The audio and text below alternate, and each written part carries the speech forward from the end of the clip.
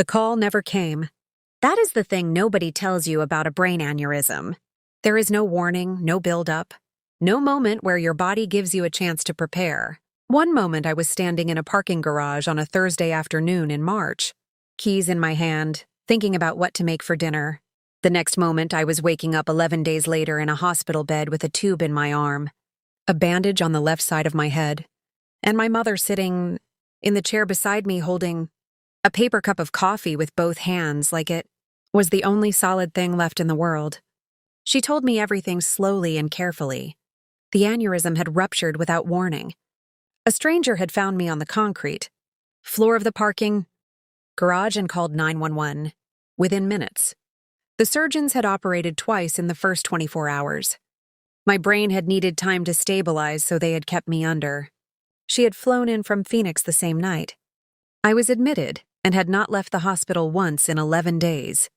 She had slept in that chair, eaten from the vending machine down the hall, and sat beside me every single morning talking to me even when I could not hear her because someone had told her that unconscious patients can sometimes still process sound. I listened to all of this and cried and told her I loved her. She held both my hands and told me everything was going to be fine. I believed her completely because I had been believing her completely my entire life. My name is Nora. I am 33 years old. I grew up in a household where family came first, not as a value that was discussed, but as an operating principle that shaped every decision, every sacrifice, every boundary that was never drawn.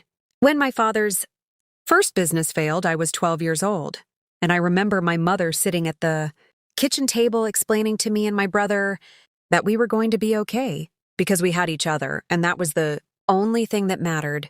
I grew up understanding that money was secondary to loyalty. I grew up understanding that when family needed something, you gave it.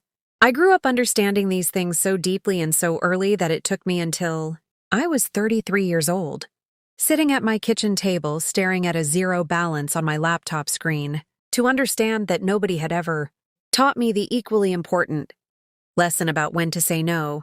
My grandmother established a trust fund for me when I was 7 years old. She contributed to it every single birthday and every single Christmas without exception for 20 years. When she died, she left a final contribution that brought the total balance to $67,000. She sat with me at her kitchen table when I was 19 and told me clearly and specifically that the money was for my future, not for family emergencies, not for other people's crises, not to be shared or borrowed or redirected, for my future and nothing else. She made me look at her when she said it. She made me promise I understood the difference.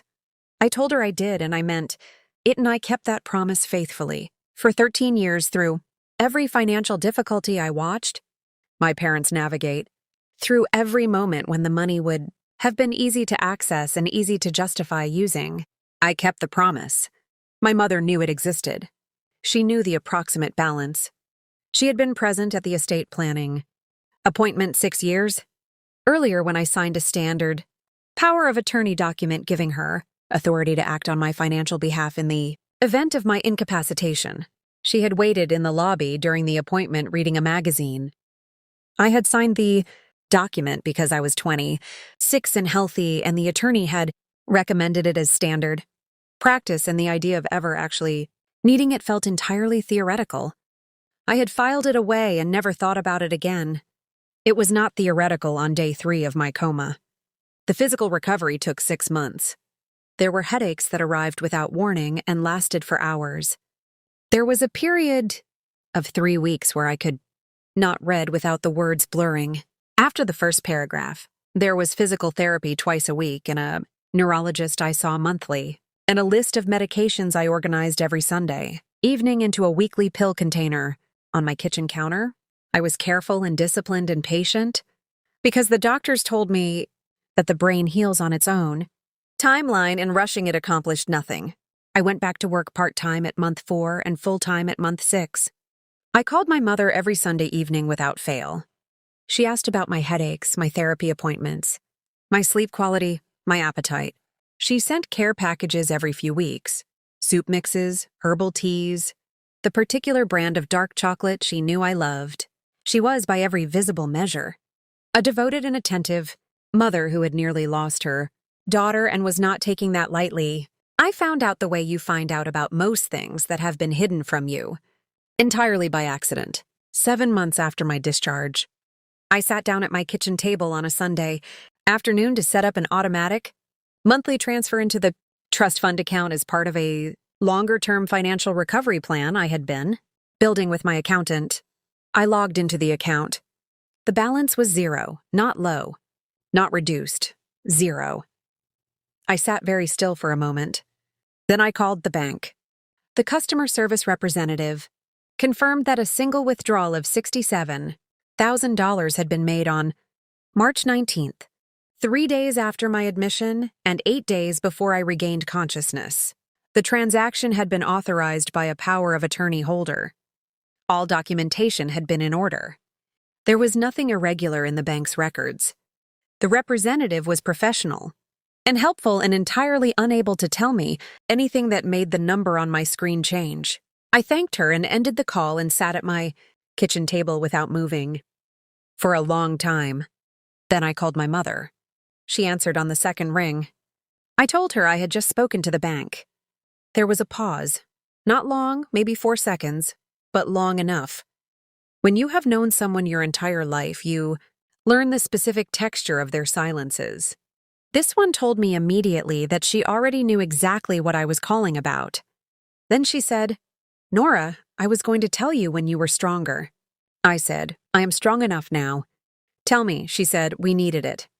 Your father's business had hit a serious crisis and we were going to lose the house, and I was sitting in that hospital not knowing if you were going to wake up, and I thought you would have wanted us to use it. You always said family comes first. You would have wanted us to keep the house." I wrote that sentence down on the notepad beside my laptop. You would have wanted us to. I underlined it 3 times. Then I told my mother I would call her back, and I ended the call, and I did not call her back that evening or the following morning. I contacted an attorney named Helen Carr 2 days later.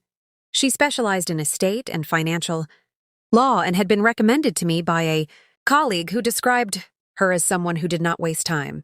I explained the situation in full and precise detail. Helen listened without interrupting, asked 8 specific questions, and told me to send her everything. I sent the original power of attorney document, the trust fund establishment papers from my grandmother's estate, 6 years of bank statements showing consistent contributions and 0 withdrawals, and the complete hospital records documenting every day of my unconscious period. Helen called me 6 days later. She told me that the power of attorney I had signed authorized my mother to act on my behalf in matters pertaining to my own financial management and obligations. It did not authorize her to make transfers from my personal assets to third parties, including herself, her husband, or their business. What she had done almost certainly exceeded the documented scope of the authority I had granted. Helen said, "I want to be clear with you. The bank acted correctly based on the documentation presented. Your mother acted outside the boundaries of what that documentation actually permitted. We have a strong case." Helen sent the formal demand letter on a Tuesday. My mother called me the same evening. Her voice had lost the careful, measured quality it had held through all of our Sunday calls and had become something more urgent and less controlled. She said, "Nora, this is going to destroy our family." I said, "Mom, you withdrew my entire trust fund while I was unconscious in a hospital bed." She said, "We were in a genuine crisis. We had no other options." I said, "You had the option of asking me when I woke up." She said, "We needed it before you woke up." I said, "I know." Then I told her all further communication needed to go through. Helen and I ended the call. My father called the following morning. He told me the business crisis had been real and severe, and that without the money, they would have lost everything they had built. He told me they had genuinely intended to repay every dollar as soon as the business stabilized. He told me he understood why I was upset, but that he needed me to understand the position they had been in. I let him finish everything he wanted to say. Then I asked him one question. I asked him why, across 7 months of weekly phone calls since my discharge, neither he nor my mother had mentioned it a single time. He said, "We were waiting until you were fully recovered.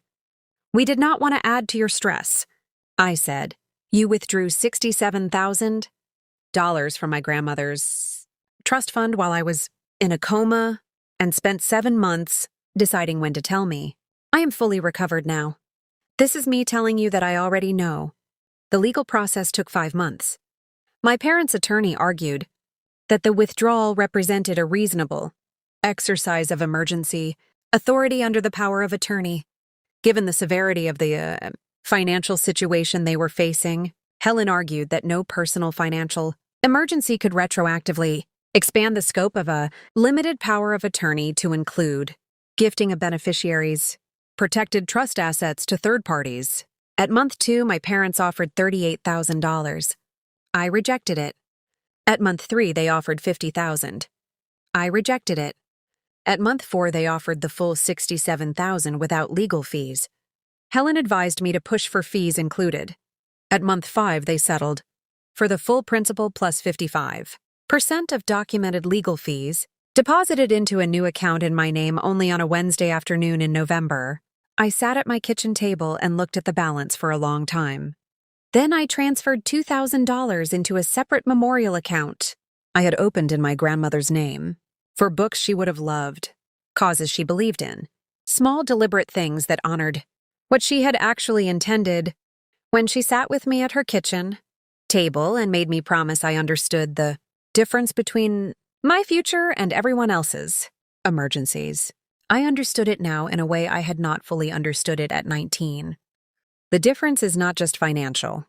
It is the difference between being someone whose resources exist to be redirected toward whoever needs them most and being someone who has decided that her own future is worth protecting with the same energy she has always given to everyone else's. My grandmother made me promise I knew the difference.